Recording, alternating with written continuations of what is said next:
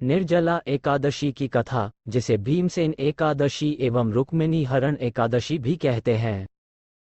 जब महर्षि वेदव्यास ने पांडु पुत्रों को चारों पुरुषार्थ धर्म, अर्थ, काम और मोक्ष देने वाले एकादशी व्रत का संकल्प कराया, तब पांडु के ज्येष्ठ पुत्र युधिष्ठिर ने भगवान श्री कृष्ण से कहा, हे जनार्दन, ज्येष्ठ मास के शुक्ल पक्ष में जो एकादशी पड़ती है, हमें उसका ज्ञान दीजिए, हम पूर्ण वर्णन जानना चाहते हैं। तब भगवान श्री कृष्ण ने कहा, हे राजन, संपूर्ण शास्त्रों के तत्वज्ञ और वेद वेदांगों के पारंगत विद्वान परम धर्मात्मा व्यास जी इसका वर्णन करेंगे। महर्षि वेदव्यास जी ने सकारात्मक भाव रखते हुए वर्णन आरंभ किया, कहने लगे, दोनों ही पक्षों की एकादशी महत्वपूर्ण है, चाहे वह शुक्ल पक्ष की हो या कृष्ण पक्ष की हो।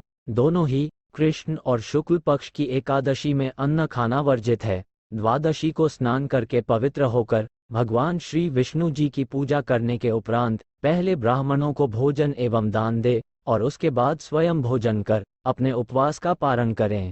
ये सुनकर पांडु पुत्र भीम बोले, हे परम ज्ञानी पितामह, मेरी माता, मेरे ज्येष्ठ भ्राता महाराज युधिष्ठिर, मेरी प्रिय भार्या द्रौपदी, मेरे प्राणों से भी प्रिय अनुज अर्जुन, नकुल एवं सहदेव, ये सभी किसी भी एकादशी को कभी भोजन नहीं करते तथा मुझसे भी सदैव यही कहते हैं कि भीमसेन, एकादशी के दिन तुम भी न खाया करो। परंतु मैं उन लोगों से यही कहता हूँ कि मुझसे भूख नहीं सही जाती। मैं वृकोदर हूँ, मेरे उदर में वृक नामक अग्नि सदा प्रज्वलित रहती है, अर्थात मेरे उदर में सदैव भोजन के लिए उथल पुथल मची रहती है।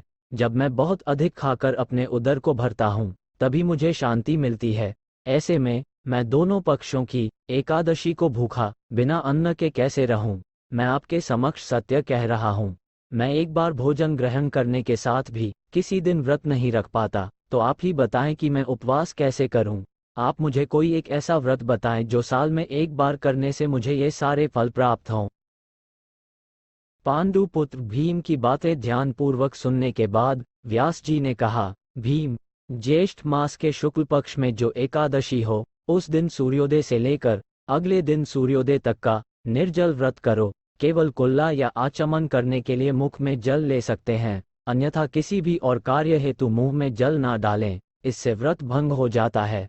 वर्ष भर में जितनी एकादशियां होती हैं, उन सब का फल इस निर्जला एकादशी से मनुष्य प्राप्त कर लेता है, इसमें तनिक भी संदेह नहीं है। शंख, चक्र और गदा धारण करने वाले भगवान केशव ने मुझसे कहा था कि यदि मानव सबको छोड़कर एकमात्र मेरी शरण में आ जाए और एकादशी को निराहार रहे तो वह सब पापों से छूट जाता है। फिर महर्षि वेदव्यास आगे कहते हैं कि हे कुंती नंदन, एकादशी के दिन विशेष दान एवं कर्तव्य करने चाहिए। निर्जला एकादशी के दिन अन्न, वस्त्र, गौ, जल, शैया, सुंदर आसन, कमंडल तथा छाता दान करने चाहिए। इस दिन दक्षिणा और कई तरह की मिठाइयों से श्रेष्ठ ब्राह्मणों को संतुष्ट करना चाहिए। उनके संतुष्ट होने पर श्रीहरि मोक्ष प्रदान करते हैं। चतुर्दशी युक्त अमावस्या को सूर्य ग्रहण के समय श्राद्ध करके मनुष्य जिस फल को प्राप्त करता है, वही फल इस व्रत को करने से भी मिलता है। ऐसा करने से मनुष्य भगवान विष्णु के समीप पहुंचकर आनंद का अनुभव करता है। जो इस प्रकार पूर्ण रूप से पापनाशिनी एकादशी का व्रत करता है, वह सब पापों से मुक्त हो आनंदमय पद को प्राप्त होता है। इस दिन कुछ बातों का ध्यान रखना अति आवश्यक है, जैसे पवित्रीकरण के समय जल आचमन के अलावा अगले दिन सूर्योदय तक पानी नहीं पीना चाहिए। दिन भर कम बोलें या मौन रहने की कोशिश करें। शरीर को जितनी आवश्यकता है उतना ही आराम दें। दिन भर न सोएं। ब्रह्मचर्य का पालन करें। झूठ न बोलें। गुस्सा और विवाद न करें।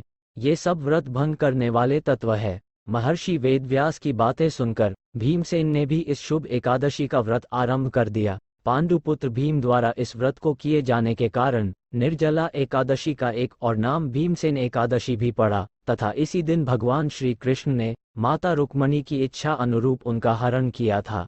अतः इसे रुक्मणी हरण एकादशी के नाम से भी जाना जाता है।